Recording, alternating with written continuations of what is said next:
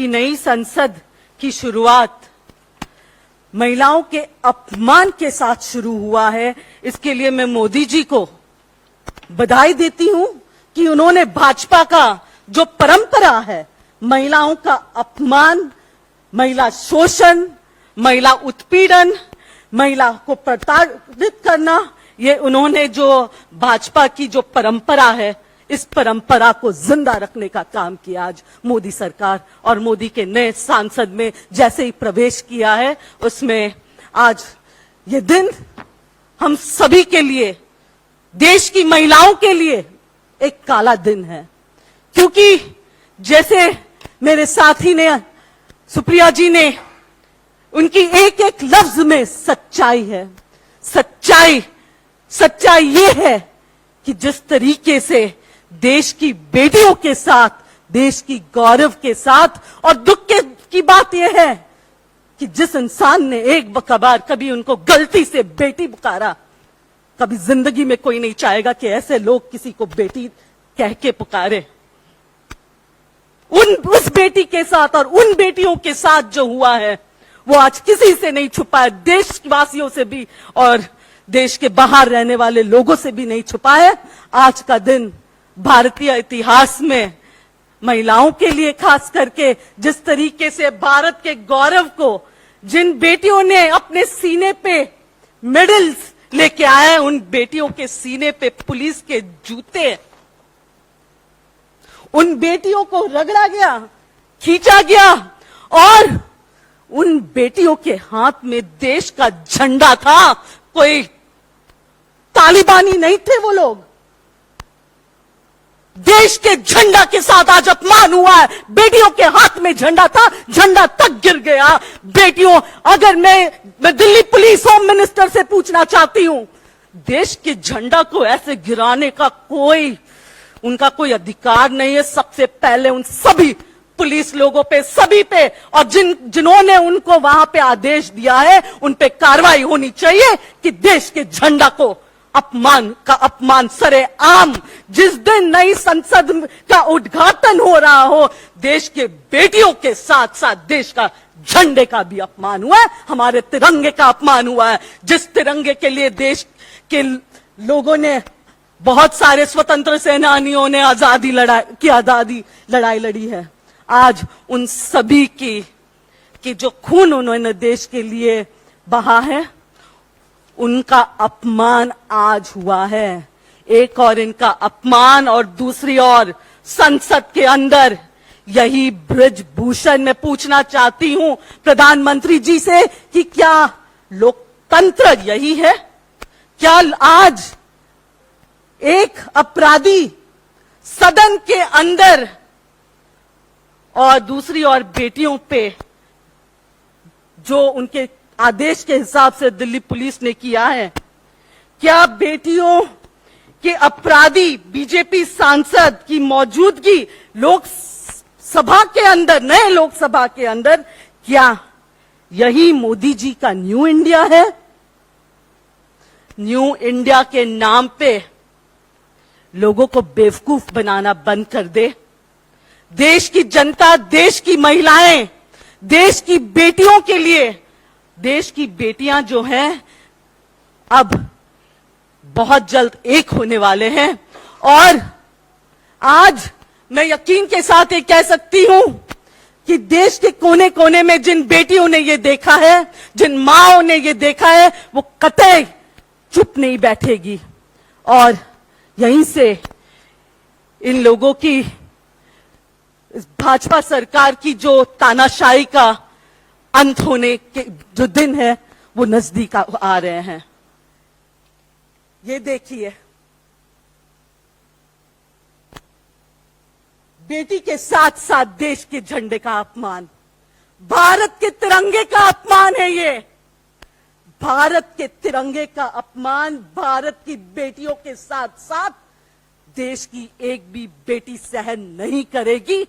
मोदी जी, मोदी सरकार, मैं इस प्रेस वार्ता के माध्यम से देश के कोने कोने में बैठे हुए बेटियां, माताएं और देश की जनता से कहना चाहती हूं, आज अगर ये बेटियां जो एक वक्त पे जिनके लिए इसी प्रधानमंत्री जी ने रेड कारपेट वेलकम किया, आज अगर उनके साथ ये हो सकता है तो आम बेटी के साथ क्या हो सकता है।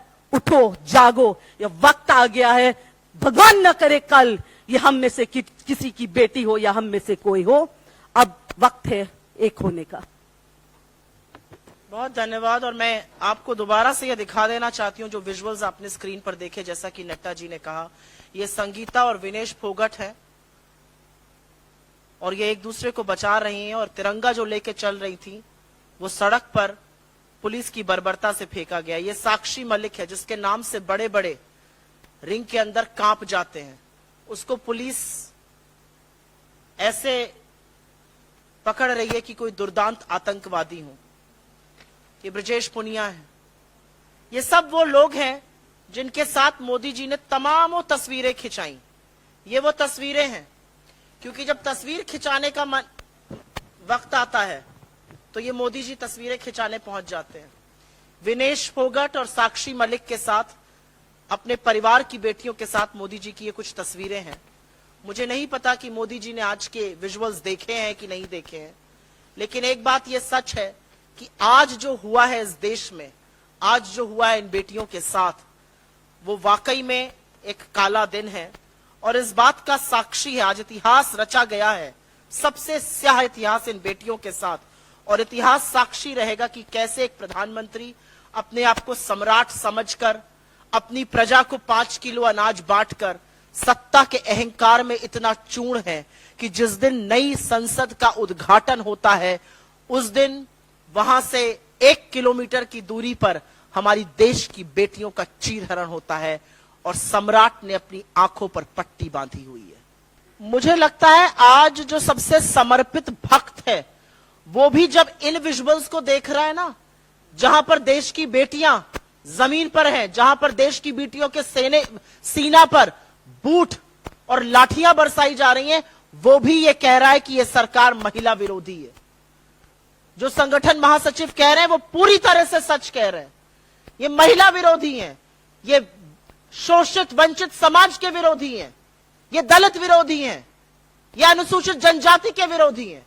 अगर नहीं होते तो सवाल वही है, मूल सवाल क्या है आज?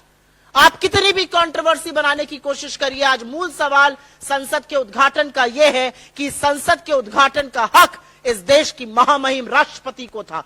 वो राष्ट्रपति जो पहली नागरिक है इस देश की, जो सुप्रीम कमांडर ऑफ फोर्सेस हैं, जो संविधान की अभिभावक है, और यह गर्व की बात है कि वो अनुसूचित जनजाति से आती हैं, उनको इस हक से वंचित करने का काम जो प्रधानमंत्री कर रहे हैं, अगर ये उनका महिला विरोधी, अगर ये उनका अनुसूचित जनजाति का विरोध, राष्ट्रपति कोविंद को ना बुलाना शिलान्यास में दलित विरोधी होना नहीं है तो क्या है? लेकिन आज जो इस देश की बेटियों के साथ इन्होंने कर दिया, वो जो आरएसएस का मूल मंत्र है, जो आरएसएस का महिला विरोधी चेहरा है, जो उनका चाल चलन है, वो साफ तौर से दिखाता है। और इसको कोई भी व्यक्ति किसी भी तरह से जस्टिफाई नहीं कर सकता है।